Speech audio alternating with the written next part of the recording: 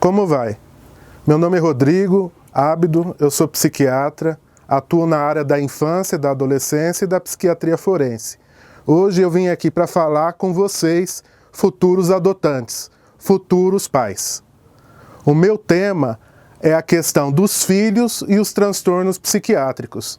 Existe um tabu, existe um mito de que as crianças que vêm por adoção tenham mais problemas de comportamento ou mais problemas psiquiátricos que uma criança que venha de uma família biológica ou que nunca tenha sido institucionalizada. Isso é a primeira questão que é importante deixar claro para vocês. Tá? Já tem estudos científicos que comprovam que isso não é realidade. Né? Mas primeiro uma precaução. Vocês estão dispostos a aceitar essa criança do jeito que ela é, mesmo que ela não melhore? Não é? Essa é a grande questão para os futuros pais. A gente tem capacidade, além disso, de aceitar ajuda, caso precise de ajuda para a condução dessa nova família, dessa criança? Existe um autor da psicologia muito importante que se chama Bowlby, e ele vem desde os anos 60, 70 e 80 falando da teoria da vinculação, que é muito real isso aí, que ele fala que, na realidade, a gente está falando de um vínculo que se estabelece entre o cuidador, no caso a mãe, e o bebê, isso desde os primeiros instantes de vida. E que é nesse interjogo, nessa inter-relação, que se estabelece o que a gente chama de segurança da vinculação. Né? E podem haver algumas falhas ambientais, né, na questão da vinculação dessa criança e dessa vinculação ser algo mais frágil ou desorganizada. Tá? O outro ponto importante para saber é o desejo de ter filhos. Se vocês chegaram até aqui, é claro que essa questão já foi bem trabalhada dentro da cabeça de vocês. Mas o que é importante é que quando surge, né, a nova família, algumas questões da criança devem ficar muito claras para vocês. Primeiro, às vezes, essa criança vem com algum probleminha de fábrica. O que eu digo como probleminha de fábrica? Essa é brincadeira. Alguma alteração neurológica do seu desenvolvimento que vem ou por uma gestação mal conduzida, que teve a questão de álcool e drogas afetando o desenvolvimento desse feto, ou de partos mal conduzidos, que vem a faltar oxigênio no cérebro. Então, a grande patologia das crianças por adoção é a deficiência intelectual, mas isso pode ser já observado dos primeiros anos de vida, por meio de escalas e avaliações do desenvolvimento infantil. Isso é uma questão que vocês já devem ter escutado com a neurologista. Né? A minha questão fica mais relacionada ao âmbito psiquiátrico, psicológico, que fala o seguinte: nessa base orgânica, que é esse cérebro, né, começa a se formar o aparelho psíquico, o aparelho mental. E como que é isso no bebê? É por meio das relações dela, com a sua mãe, com o seu cuidador, com o seu pai. E nas crianças que foram institucionalizadas, elas têm uma falha que pode acontecer em relação à privação de cuidados. Né? A privação de cuidados maternos pode levar a uma sequela muito grave no desenvolvimento infantil, que é o abandono precoce. E isso deixa marca no cérebro, no corpo, na personalidade dessa criança que está se constituindo. Né? Então, ser um filho por adoção, isso eleva a chance de ter esse tipo de problema? A gente não pode falar isso, porque a adoção, ela funciona tanto como um fator de proteção, quanto um fator de risco. quando que ela é um fator de risco? Quando a gente compara 3 grupos de crianças. Crianças que vêm de famílias biológicas, nunca saíram das suas famílias biológicas. Crianças que foram institucionalizadas. Então, provavelmente tem uma história de abandono, de privação de cuidado, senão não ia chegar nessa situação. E o terceiro grupo, que é o que interessa a vocês, que são dessas novas famílias, né, das famílias que têm os filhos por adoção. Primeiro, a adoção, ela acontece no coração da gente. Então, todo mundo tem que ser adotado, afetivamente adotado pela sua família, pela sua mãe, pelo seu pai, pelos seus irmãos, né? Isso tem que ficar claro. Mas se eu pegar essa criança por adoção, que veio de uma instituição, de um abrigamento, é comum, né, nos estudos científicos se evidenciar que você encontra o déficit de atenção, crianças com problema de comportamento externalizado, que é visível, a criança mais agressiva, a criança mais agitada, mais hiperativa. Isso a gente não vai denominar o nome das doenças, pode ser depressão, pode ser um transtorno de ansiedade, um TDAH, que é o transtorno de déficit de atenção por hiperatividade. O importante é que tudo isso pode ser tratado. E algo muito interessante, às vezes independente de um acompanhamento medicamentoso, só por meio da filiação, esses sintomas eles acabam diminuindo muito e às vezes até conduzindo a uma linha mais normal, mais próximo da normalidade do esperado para aquela criança, em termos de socialização, de linguagem, de desenvolvimento cognitivo.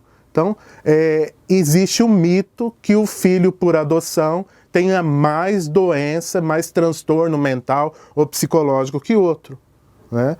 Mas também, se eu comparar com uma criança que vem de uma família biológica, é claro que, geralmente, as crianças das famílias biológicas, que nunca foram afastadas de seus cuidadores, não vão sofrer essa questão do abandono precoce, da falta de cuidado, que vai levar a essas alterações da sociabilidade da criança, né? Ou às vezes da escolaridade. Tá? Então, eu quero deixar bem claro para vocês que a gente não está falando da criança, a gente está falando da relação que vai se estabelecer, da vinculação dessa criança com esse pai, com essa mãe. E essas formas de vinculação entre os pais e os filhos, estes sim, podem estar mais saudáveis ou menos saudáveis, mais comprometidos do ponto de vista do desenvolvimento. Então eu posso ter um vínculo mais resistente, que é a criança que não aceita colo, a criança que é hipervigilante, qualquer coisinha ela se assusta. E a gente sabe que essas alterações precoces do desenvolvimento, da sociabilidade da criança, deixa marca na personalidade, nos traços do temperamento e do caráter, mas que a questão educacional e a questão da segurança do vínculo, isso vem a amenizar muito e às vezes até a fazer essa criança não ter mais o problema de comportamento, não precisar mais de um acompanhamento psiquiátrico ou psicológico. A outra questão é que tem algumas crianças também que, por conta de sofrer o abandono, isso leva também a ter relações mais superficiais com seus pais adotantes, ou com seus irmãos, com seus colegas. E essa clínica também acontece nas famílias biológicas. E todos esses problemas da vinculação, que é do interjogo entre os pais e os filhos, existe uma tendência moderna de achar que o problema está só na criança. Isso é um mal muito grande que a sociedade, até os médicos, os psicólogos, conduzem a família e o senso comum a acreditar, né? Aqui a gente está falando de alterações no relacionamento. E são crianças que provavelmente vêm com alguma marca e que isso pode ser melhorado. E o mais importante para isso é vocês terem a informação. Não quero assustar vocês, porque quem já tem filho sabe que quando chegar lá na adolescência, essas questões de identidade e essa confusão vai vir à tona.